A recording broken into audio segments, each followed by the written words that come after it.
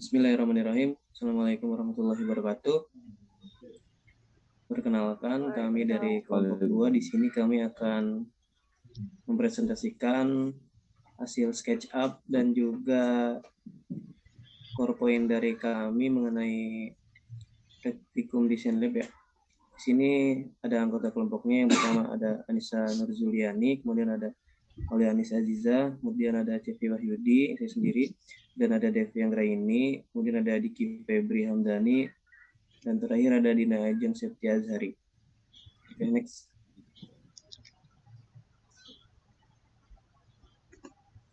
Nah, di sini yang pertama ada definisi mengenai laboratorium pangan yang akan kita bahas dan juga akan menjadi bahasan selanjutnya ya. Yang pertama mengenai definisi akan dijelaskan oleh Saudari Dina Ajeng. Pada Dina Ajeng dipersilakan. Terima kasih, Cepi. Untuk secara umum, definisi laboratorium adalah ruang atau bangunan yang dilengkapi dengan peralatan untuk melakukan percobaan ilmiah, penelitian, praktek pembelajaran, atau pembuatan obat-obatan dan bahan-bahan kimia. Laboratorium pangan melakukan pengujian kimia, fisik, dan mikrobiologis dari berbagai sampel uji. Laboratorium pangan terdiri dari beberapa ruangan dengan fungsi yang berbeda-beda, yakni laboratorium konvensional, laboratorium instrumentasi, dan laboratorium mikrobiologi.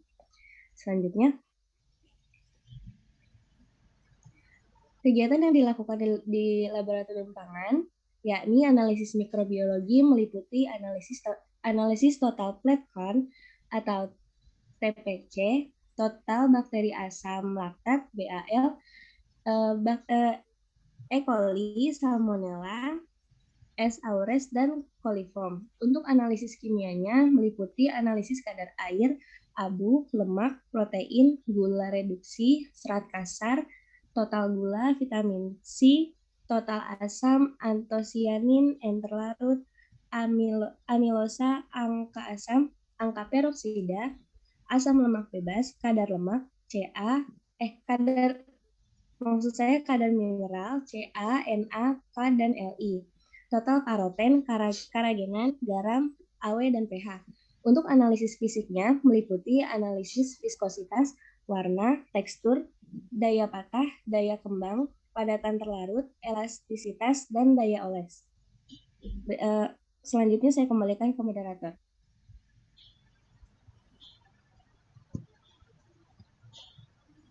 Terima kasih dari Dina Ajeng. Kemudian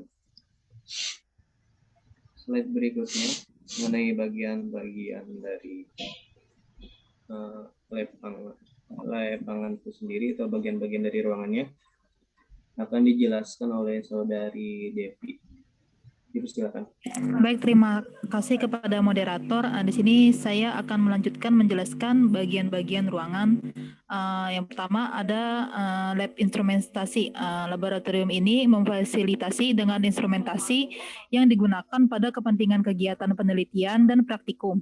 Alat-alat instrumen di lab ini seperti spektroserapan atom atau AAS, kromatografi cair kinerja tinggi atau HPLC, kromatografi gas atau GC, spektrofotometri FTIR, UV vis, kemudian ada kromatografi lapis tipis atau TLC.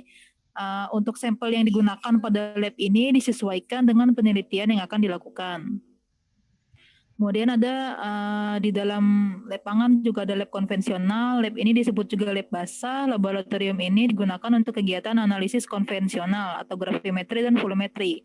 Dan juga analitik jenis. Di lab ini cenderung menggunakan peralatan lab yang sederhana seperti pipet tetes, trik, buret, dan peralatan lab konvensional lainnya. Untuk sampelnya sendiri misalnya bisa seperti Fe2O3, BaSO4, dan Cr2O3.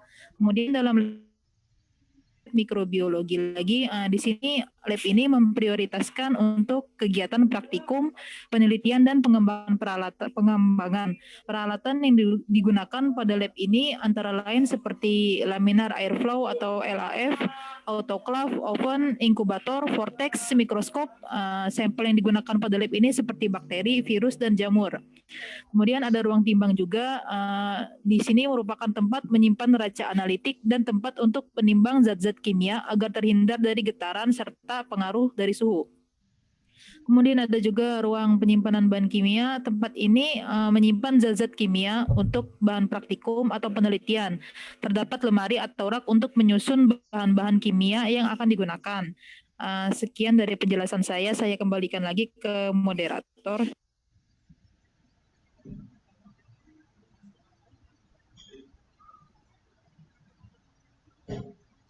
Oke, baik. Terima kasih kepada Saudari Devi yang telah menjelaskan penjelasannya. Selanjutnya akan dilanjutkan oleh Saudari Aulia Nisada. Dipersilakan. Terima kasih kepada moderator yang telah memberikan waktunya. Saya akan melanjutkan presentasi. Tadi Saudari Devi sudah menjelaskan tentang ruangan-ruangan yang ada di lab. Lalu selain itu di lab pun ada musola, yaitu untuk beribadah para analis yang beragama Islam. Lalu ada ruang rapat. Ruang rapat ini digunakan oleh para analis untuk membuat perancangan atau pengawasan dan koordinasi selama di laboratorium. Lalu selanjutnya adalah alat-alat. Yang pertama adalah meja tulis. Meja tulis ini digunakan untuk menulis laporan praktikum yang dilakukan oleh analis. Lalu selanjutnya adalah locker. Locker ini berfungsi untuk menyimpan barang-barang analis seperti tas, jas lab, dan lain-lainnya. Lalu selanjutnya ada shower darurat. Shower ini digunakan untuk membersihkan badan ketika ada seorang analis yang terkena larutan kimia, agar badannya itu tidak terkena larutan kimianya itu tadi, terhindar dari cedera yang parah. Next. Lalu selanjutnya ada spektrofotometri UV vis.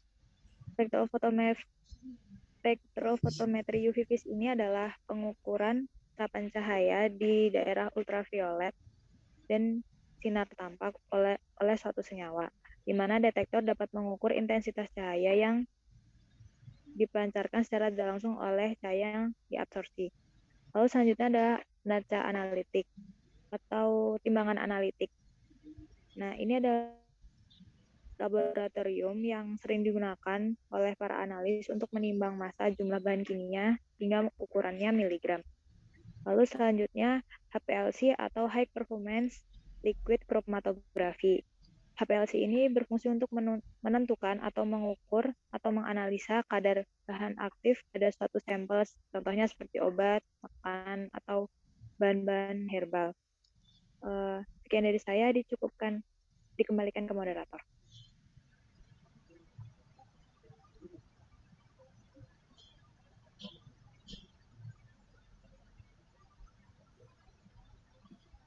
Baik, terima kasih kepada Saudari Aulia Aziza yang telah memaparkan penjelasannya. Dilanjutkan slide berikutnya yang akan dijelaskan oleh Saudari Anissa Nurzuliani. Pada Anissa, dipersilakan. Terima kasih, Sevi. Kemudian selanjutnya ada ruang asam. Ruang asam atau lemari asam adalah peralatan ventilasi lokal yang didesain untuk mengurangi paparan dari gas berbahaya, uap beracun, maupun debu. Ruang asam digunakan sebagai tempat mereaksikan senyawa yang pekat, asam maupun basa atau logam alkali yang berbahaya. Ruang asam juga digunakan sebagai tempat penyimpanan bahan kimia, yaitu asam dengan konsentrasi yang tinggi. Kemudian ruang asam ini juga berfungsi untuk melindungi analis dari bahaya terhirup gas beracun selama proses pengujian, riset, maupun pembelajaran di laboratorium. Next slide. Ini adalah salah satu contoh percobaan yang bisa dilakukan di lab pangan, yaitu salah satunya penetapan kadar air pada gula pasir. Ini adalah diagram alir dari penetapan kadar air pada gula pasir. Yang pertama, cawan porselen ditimbang dan dicatat bobotnya. Kemudian sampel gula pasir ditimbang di dalam cawan porselen sebanyak 5 gram. Kemudian gula dalam cawan dipanaskan dalam oven pada suhu 105 derajat Celcius selama 2 jam. Selanjutnya, cawan porselen dikeluarkan dari oven dan didinginkan dalam desikator. Kemudian cawan ditimbang kembali. Terakhir, kadar air dalam gula dapat dihitung dengan cara membagi selisih bobot gula awal dan akhir dengan bobot sampel gula dan dinyatakan dalam bentuk persen. Dikembalikan ke moderator.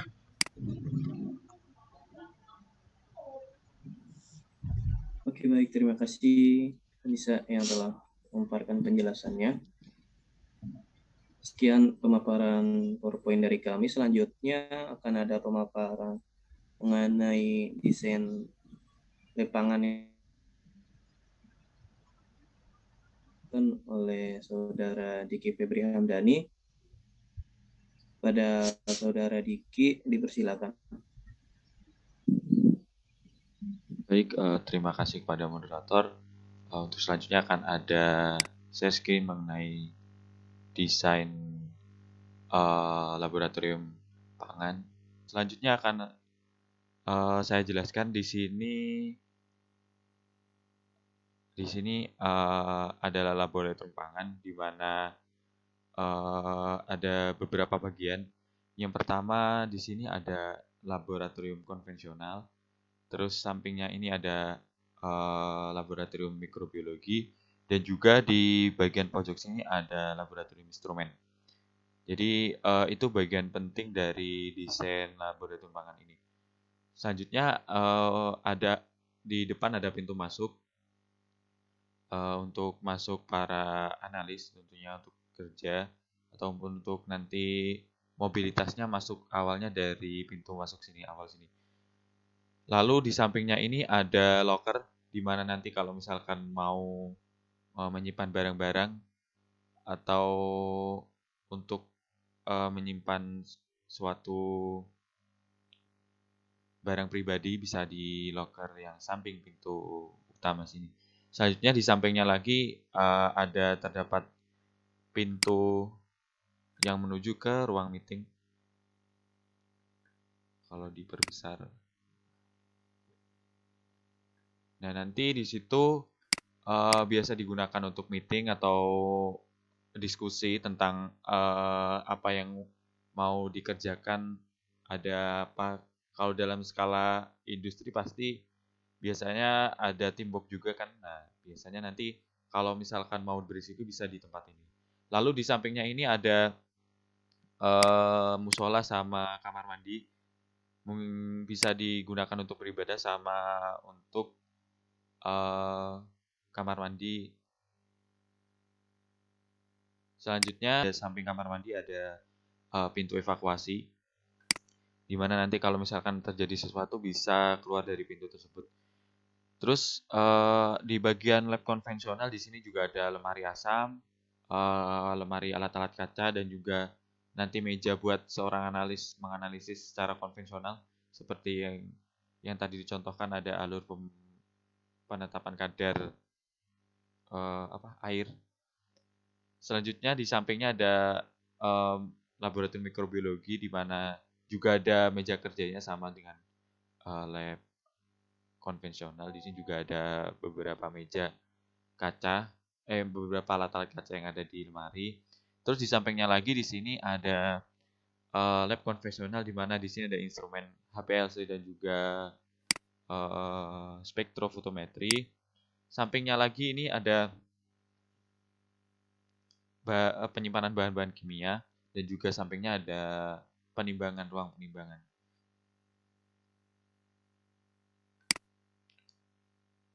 Jadi itu gambaran secara umum ya.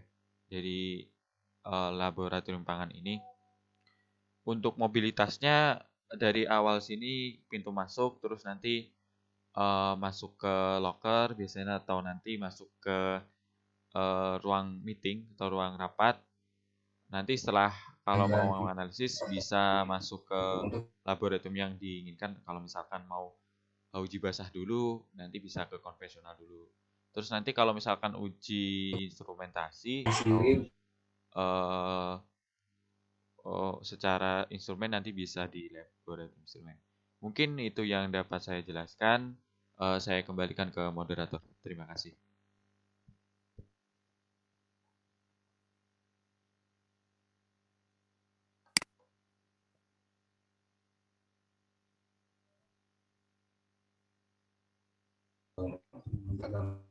Baik, terima kasih kepada saudara Diki.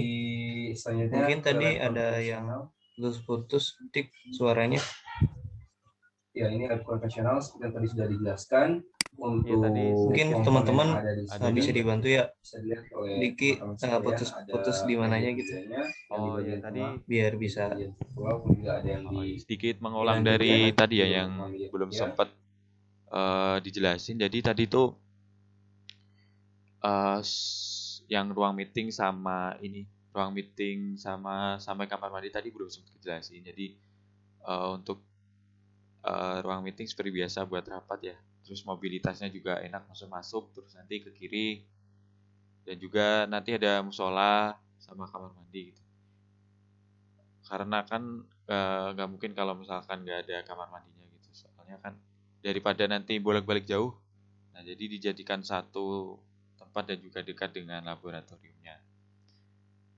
Dan juga ini tuh sebenarnya sedikit terinspirasi dari laboratorium AK yang dimana nanti kalau masuk tuh kayak ada lorong, terus masuk ke kiri nanti ruangan kayak ada meja-mejanya gitu, nanti di dalamnya ada ruang-ruangannya, kayak ada ruang timbang, ruang penyimpanan bahan kimia, nah seperti itu.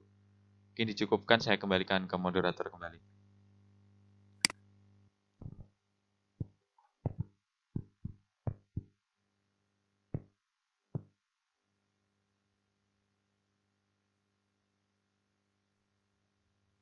mempermudah kita dalam akses. Baik, terima kasih yang memaparkan desain lapangannya melalui aplikasi SketchUp ya.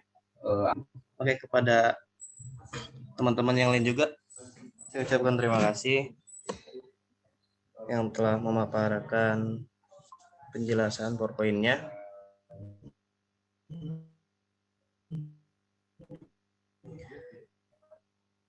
Dan video ini akan di-upload ke YouTube ya. Dan sosial media yang lain. Apabila ada yang ingin ditanyakan, silakan nanti bertanya di kolom komentar channel atau YouTube kami ya. Di situ